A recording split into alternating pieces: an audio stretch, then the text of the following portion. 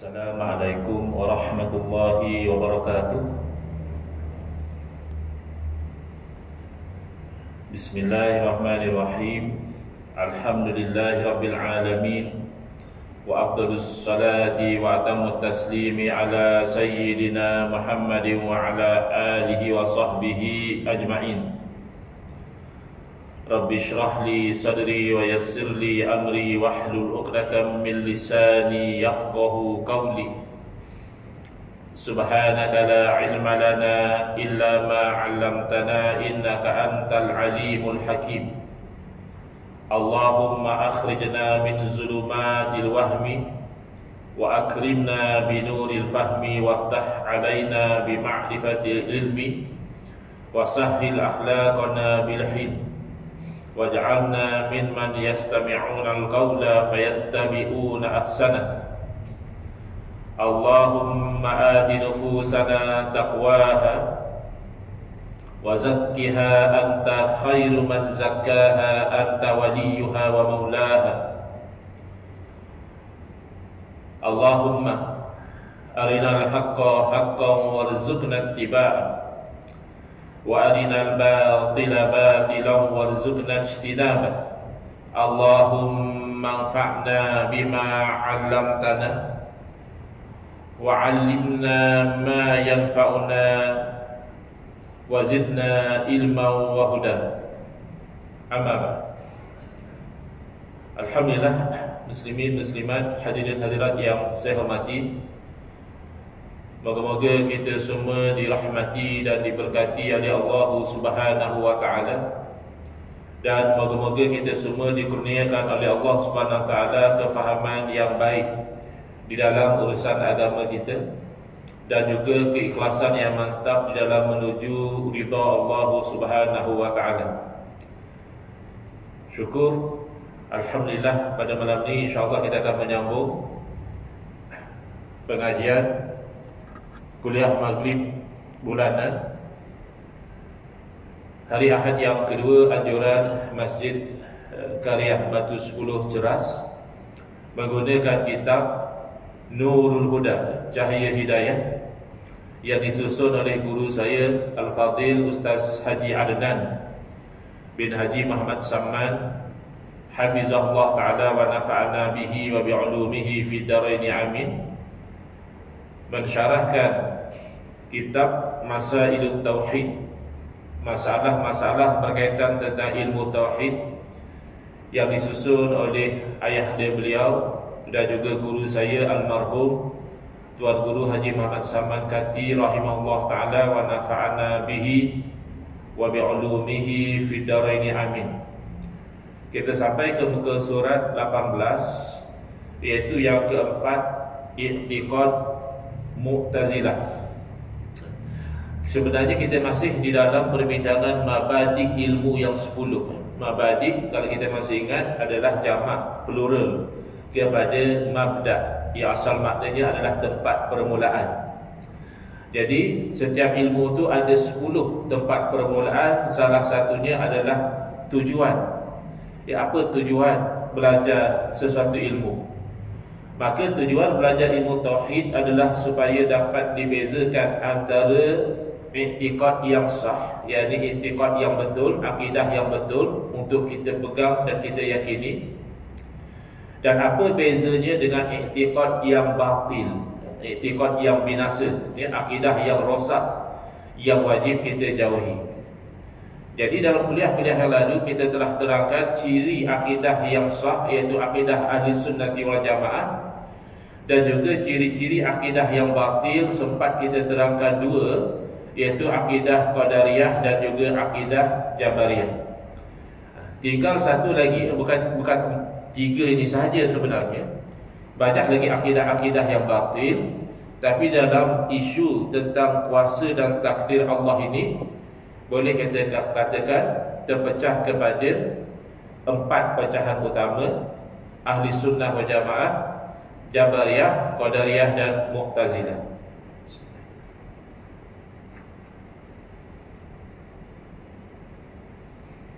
Jadi Mu'tazilah itu bagaimana?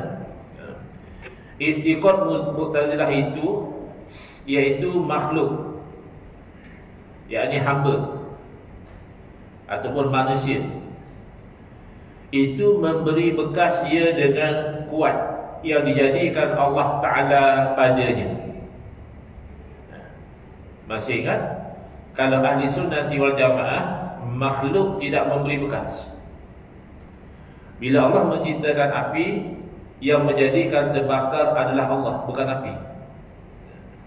Berbeza dengan Qadariyah yang mengatakan Allah menciptakan api, tetapi api itu sendiri memang sifatnya itu membakar.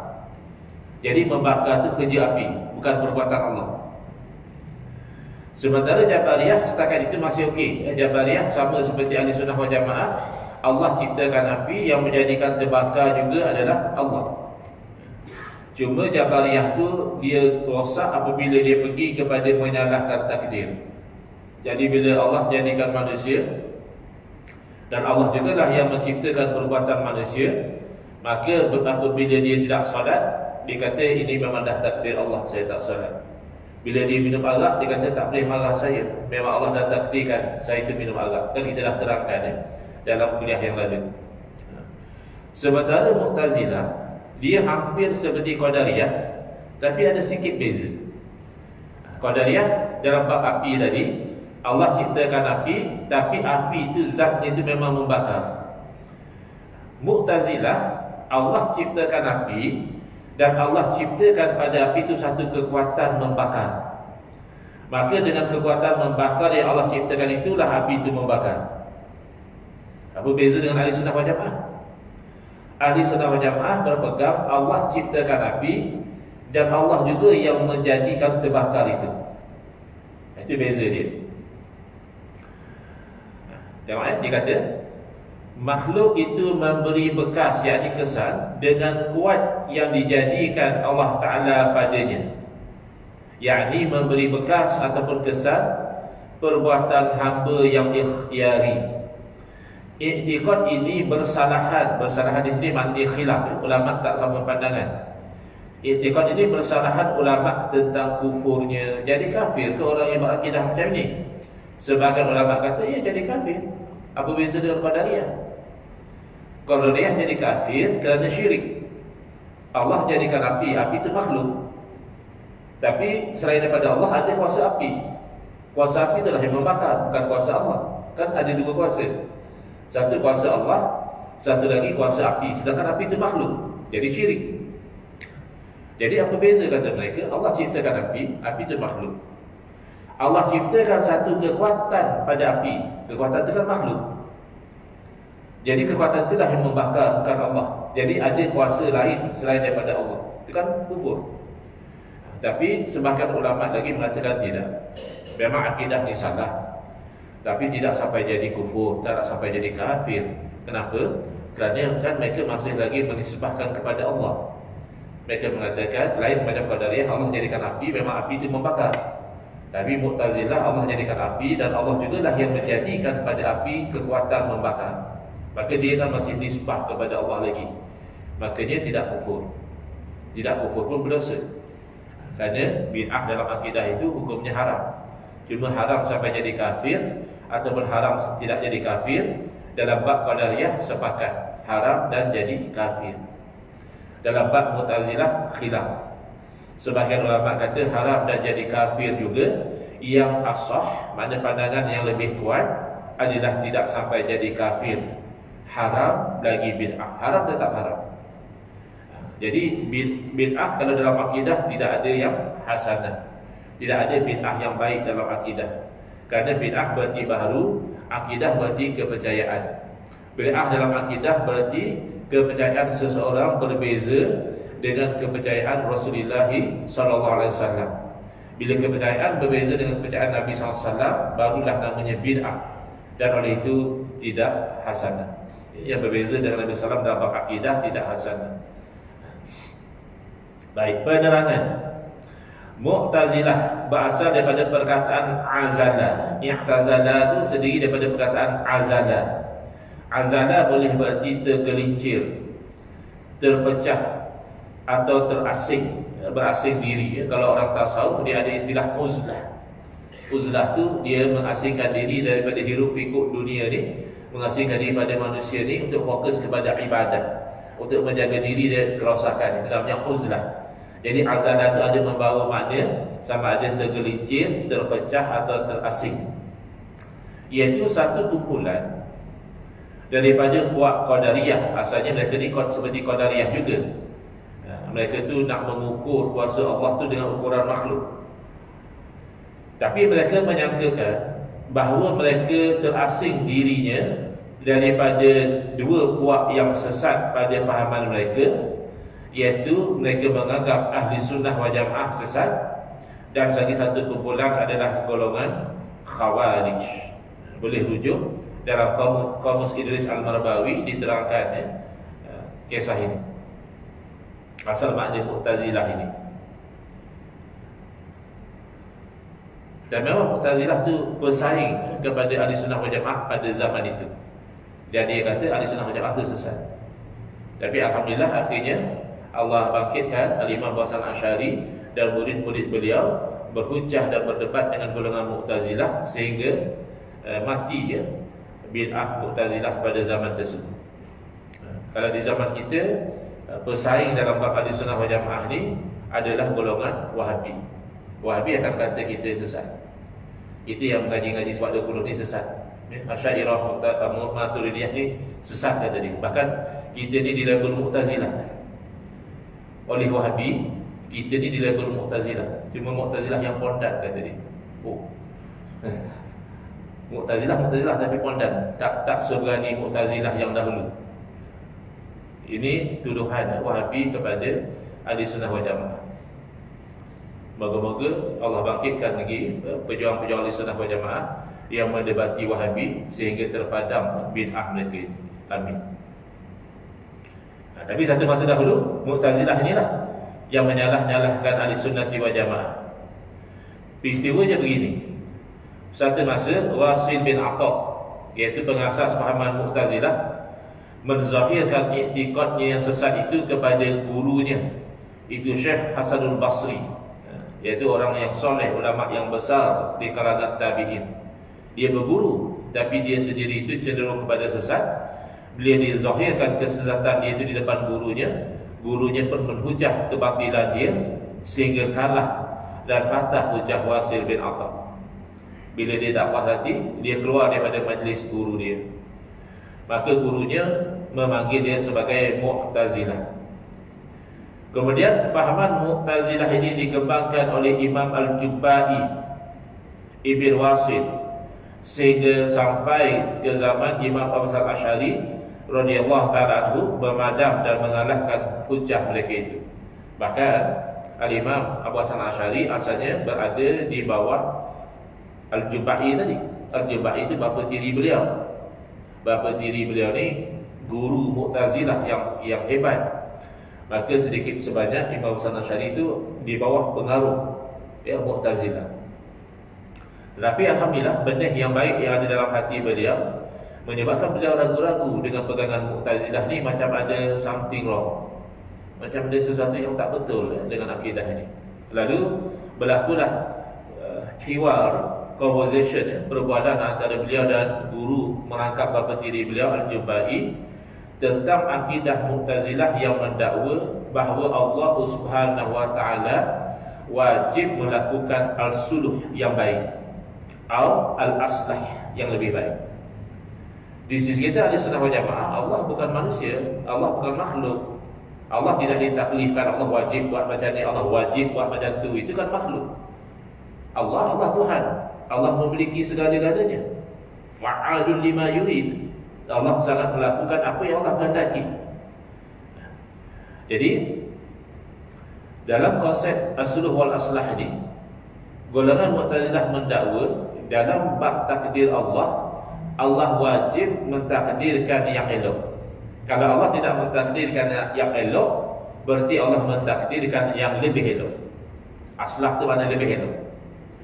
Jadi Al-Imam Abu Hasan Asy'ari melihat ini kan tak sesuai dengan dalil Quran dan hadis, tak sesuai dengan dalil akli bahawa Allah Ta'ala itu maha berkuasa. Kalau dah mesti buat macam ni, buat macam tu kan terpaksa. Maha berkehendak dah ternafi dah di situ.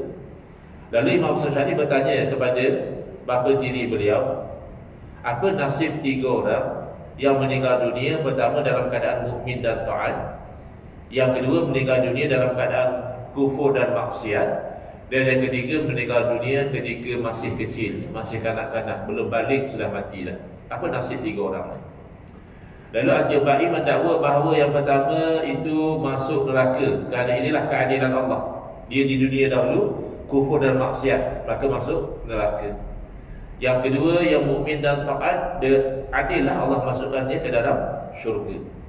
Sementara yang mati kecil kan belum maksiat dan belum taat, maka kalau belum maksiat tak adil masuk neraka, belum taat tak adil lah masuk syurga.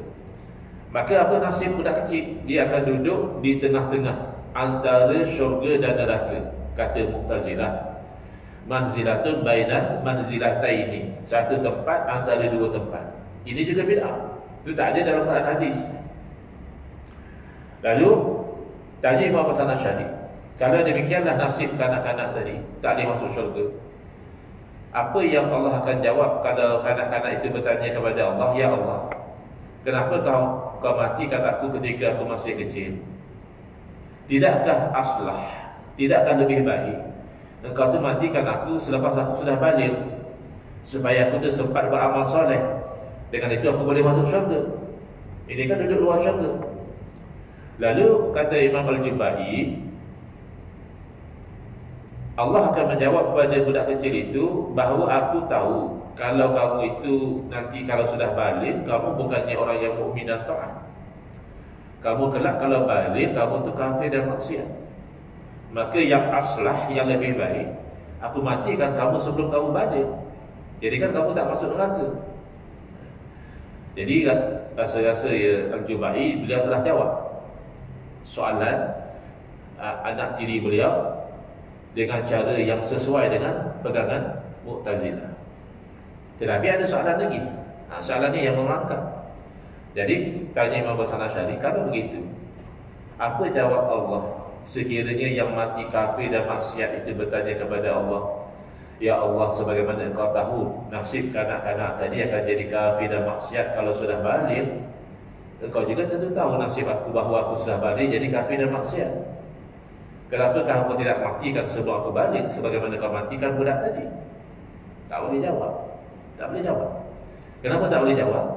Kerana akidah Mu'tazilah ni bid'ah, direka-reka, bukan daripada Allah Subhanahu wa taala. Lau kana min indi ghairillahi lawajadu fihi ikhtilafan katsira. Kalau sesuatu itu bukan datang daripada Allah Taala, nescaya mereka akan dapati padanya itu percanggahan yang banyak. Jadi terus Imam Hasan Asy'ari menijtihadkan taubat, meninggalkan fahaman Mu'tazilah dan berjuang mempertahankan akidah Ahlussunnah wal Jamaah. Itulah cerita kenapa Ahlussunnah wal Jamaah ini disebah kepada Asy'ariyah, Imam Hasan Asy'ari.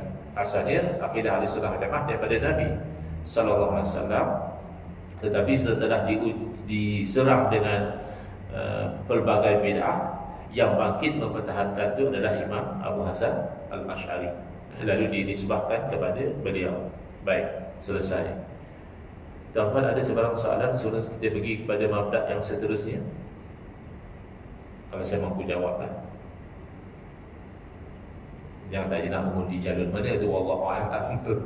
Itu masing-masing fikir buat kajian homework sendirilah ya. Kena pakailah kaedah menolak mudarat yang lebih besar dan sebagainya, itu kaji sendiri. Baik, kalau tak ada soalan, kita move on kepada mabda' yang seterusnya, iaitu hukmuhu. Apa hukum syarak belajar ilmu tauhid ini? Jawapannya, hukumnya adalah fardu ain. Maknanya tak lepas tanggungjawab seseorang. Kalaupun satu negeri semua dah belajar tauhid, tinggal dia seorang saja tak belajar tauhid, dia masih berdosa. Ya, fardu kifayah tak apa. Ya, ada orang meninggal dunia, ada 2-3 orang kampung kita uruskan jenazah dia, alhamdulillah dah lepas tanggungjawab orang lain. Ya, dalam kampung tu ada seorang 2 yang belajar ilmu faraid, macam mana nak bagi harta pesaka, yang lain tak tahu faraid, melepaslah. Tapi tidak demikian dengan ilmu tauhid. Ia adalah fardu ain atas tiap-tiap mukallaf, orang yang akil baligh sampai seruan, baik lelaki ataupun perempuan, tak ada beza. Mengetahui ilmu tauhid ini dengan dalil ijmali, dengan dalil yang umum saja. Sebab saya pernah terbaca ada orang komplain macam ni. Dia kata jenuh lah, dia kata kalau nak belajar tauhid sifat 20 ni, kalau fardu ain macam manalah petani, ya, peladang, nelayan, macam mana ni mereka nak belajar ilmu tauhid ni? Nak belajar ta'alluq, ta'jizi, hadis, suluhi, qadim, nak belajar menafikan kam munfasil, kam muttasil. Ni bila ada masa dia orang ni, ya. Jadi orang ni tak faham. Yang sampai belajar menafikan kam munfasil, kam muttasil, ta'alluq suluhi, qadim, ta'alluq ta'jizi, hadis, apakah ta'alluq qudrah, apakah ta'alluq iradah, apakah ta'alluq ilmu, itu bukan fardu ain. Itu fardu kifayah. Kena adalah dalam negeri orang yang faham sehingga boleh menolak syubhat. Adapun yang fardu ain itu dalil umum saja, seperti berkata dia tanda ada Allah Ta'ala itu adalah baharu alam ini. Kan mudah dia. Kenapa kamu percaya Allah wujud? Dah ni alam. Alam ni kan ada. Ya, takkan tak ada penciptanya. Ya, alam kan kalau di belakang rumah mak kita dulu tak ada reban ayam, ya. Sekali kita balik kampung, tahun ni ada reban ayam, ya. Kita tanya kepada abang yang tak ada ke mana-mana, duduk di kampung, bang, siapa yang buat reban ayam belakang rumah mak? Ya, abang kita mana ada orang buat jadi sendiri. Kita kata, apa halah bang, aku ni dah hilang ingatan ke? Atau marah apa ke aku bergurau macam ni? Takkanlah reban ayam boleh jadi sendiri. Kok reban ayam tak boleh jadi sendiri, habis alam semesta boleh jadi sendiri. Gunung ganang boleh jadi sendiri, lautan dan daratan boleh jadi sendiri, manusia dan tumbuh-tumbuhan boleh jadi sendiri. Kan tak mungkin. Ini kan lebih complicated daripada reban ayam lagi. Ada sistem dia tu kan, ada tanah tu ada sistemnya, gunung berapi ada sistemnya, lembah yang kecil ada sistemnya, anak-anak ada sistemnya, ya, tak akan jadi sendiri. Jadi alam ini saja telah bercakap tentang kewujudan Allah Ta'ala, bahkan telah bercakap tentang kesempurnaan Allah Ta'ala. Sebab itu ada orang kata ini hadis Nabi, ya, SAW. Tapi kalau mengikut pandangan pengkaji-pengkaji, ini adalah kalam ulama, iaitu man arafa nafsahu arafa rabbahu. Barang siapa yang kenal akan dirinya, maka dia nanti akan kenal akan Tuhan. Tapi kalam ini kadang-kadang disalahgunakan oleh golongan yang nak membawa ajaran sesat.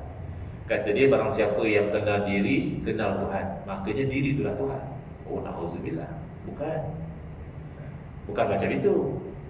Barang siapa yang kenal dirinya dahulu tak wujud, sekarang ni baru wujud, pastilah dia kenal di sana ada yang mewujudkan. Tak mungkin kita mewujudkan diri kita sendiri. Bahkan ibu bapa kita juga tidak mewujudkan. Buktinya ada saja orang yang nakkan anak, tapi Allah tak kurniakan, tak dapat anak.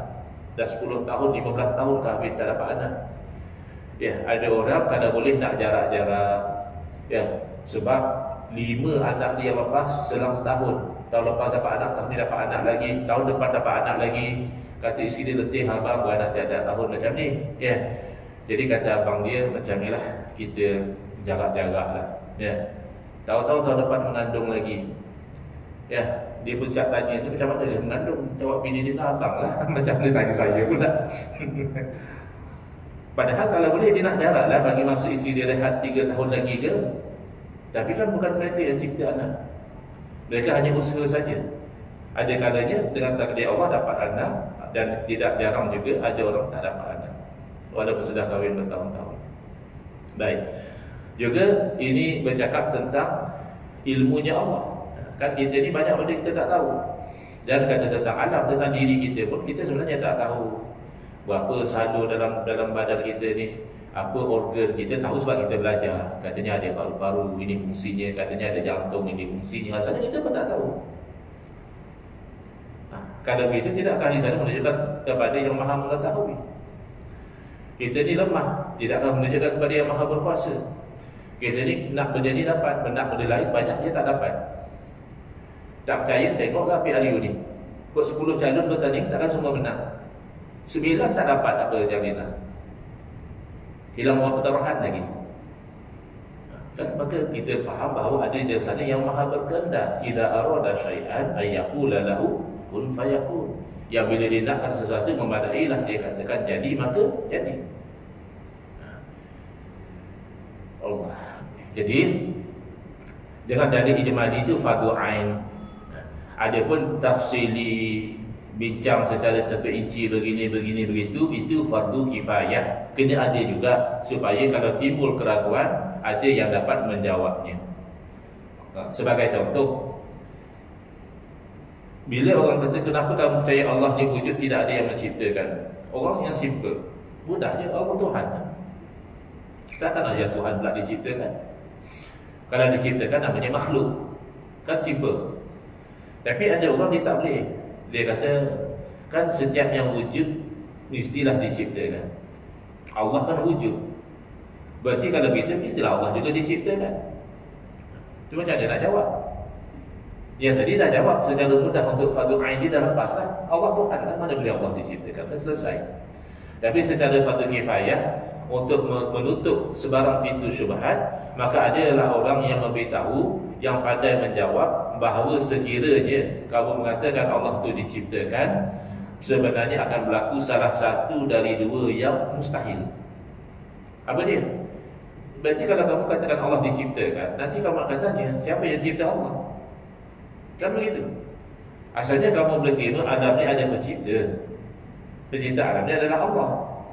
Dan kamu tak boleh terima kita katakan bahawa Allah itu Tuhan, maka tidak ada pencipta. Kamu masih nak kata Allah wujud, maka Allah mesti diciptakan. Maka siapa yang menciptakan? Yang menciptakan Allah kalau begitu. Kamu akan kata, contohlah Tuhan A. Habis siapa yang ciptakan Tuhan A? Tuhan B. Siapa yang ciptakan Tuhan B? Tuhan C. Akhirnya tak habis-habis, bersambung-sambung tak putus-putus. Inilah namanya tasalsul. Tasalsul ni mustahil. Ya. Ataupun yang tadi tasalsul tu mungkinlah orang pencin, tak ada kerja fikir siapa cipta Tuhan. Tapi orang ni masih ada kerja lagi, nak masuk office. Dia fikir siapa yang cipta Allah? Tuhan A. Siapa yang cipta Tuhan A? Tuhan B. Siapa yang cipta Tuhan B? Tengok jam, oish, nak masuk office dah ni. Allah dah balik, pusing macam tu sana. Mana boleh, mustahil kan? Ada pula macam tu, pusing-pusing macam tu. Jadi menafikan bahawa Allah itu tidak diciptakan, menetapkan pencipta bagi Allah itu mustahil.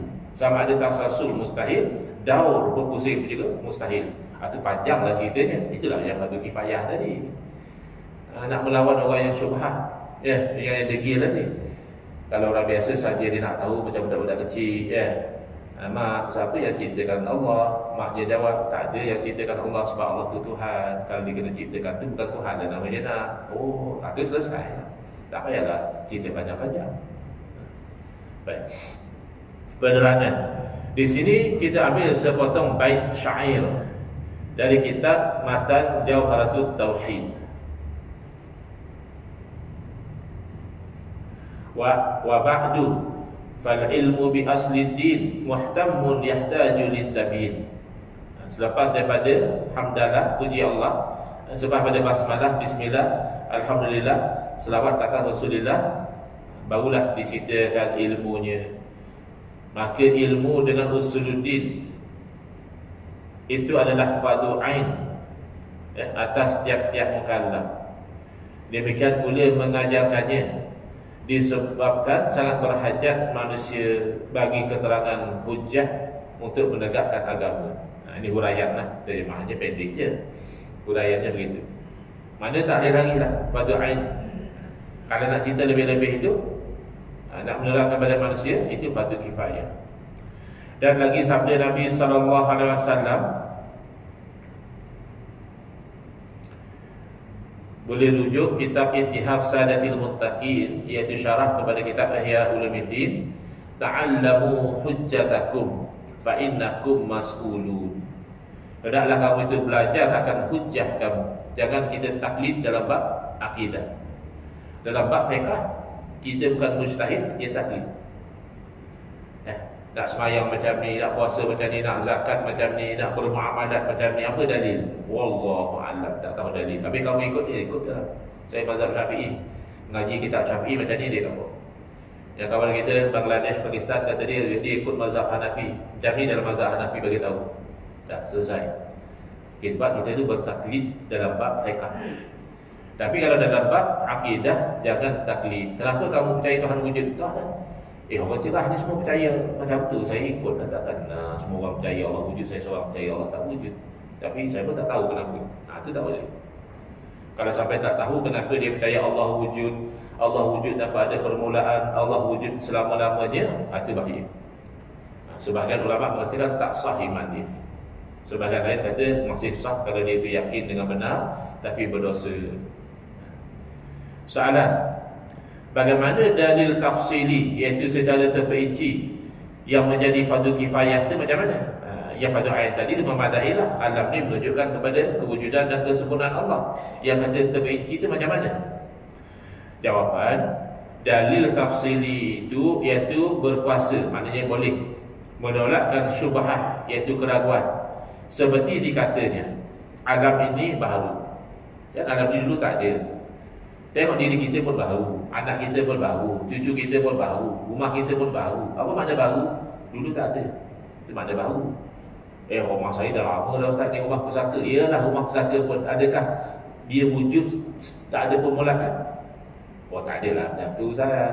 Rumah pusaka ni saya nak dalam 100 tahun, 100 tahun barulah tu ada permulaan. Tak ada. Ini 2000 tahun. 2000 tahun pun baru sebab ada permulaan. Apa saja yang ada permulaan dalam ilmu tauhid namanya baharu. Jadi alam ni baharu. Maka tiap-tiap yang baharu itu mesti ada yang membaharukan dia, iaitu Allah Subhanahu Wa Taala. Ataupun lebih panjang lagi kata dia. Dikatakan alam ini berubah-ubah. Dan yang berubah-ubah itu baharu. Berubah-ubah contohnya sekarang kan malam. Tadi kan siang. Mana baru malam. Tadi masih siang lagi. Ni baru malam. Jadi baru malam tu siapa yang jadikan? Kata jadi sendiri tak mungkin. Nanti besok baru siang. Baru siang besok ni jadi sendiri lah. Dia tak mungkin. Sebab dia berubah. Berubah tu maknanya baru. Kita ni pun sebenarnya setiap detik kita ni makhluk yang baru. Kalau ikut sains dia kata sel kita mati, ya, ganti dengan sel baru, ya.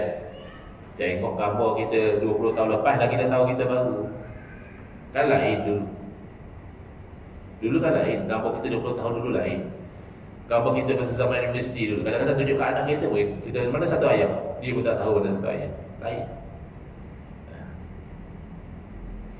Jadi setiap yang berubah-ubah itu baru. Setiap yang baharu itu tak dapat tiada kena jadi. Pastilah ada yang menjadikan. Dan maka tentulah alam ini kena jadi. Dan yang menjadikannya adalah Allah Ta'ala, zat yang wajibul wujud. Mesti ada. Yang alim lagi hakim, yang berdiri sendiri, tak berhajat kepada yang lain, berkuasa pada menentukan tiap-tiap sesuatu. Maha suci ia daripada kekurangan, bahkan bersifat ia dengan segala sifat kamalat, yakni kesempurnaan yang tidak terhingga banyak. Sifat 20 itu yang wajib kita tahu. Bukan sifat Allah hanya 20, bukan. Sifat Allah segala sifat kesempurnaan milik Allah. Wallahu a'lam. Bismillahirrahmanirrahim. Alhamdulillahirabbil alamin, wassalatu wassalamu ala sayidina Muhammadin wa ala alihi washabbihi ajmain. Allahumma shrah sudurana wa ahsin akhlaqana wa azim ujurana wa nawwir qulubana bi nuri hidayatika. Kama naqarata min nuri syamsika abadan abada birahmatika ya arhamar rahimin. Walhamdulillahirabbil alamin. Amin ya rabbal alamin. Wal afu minkum.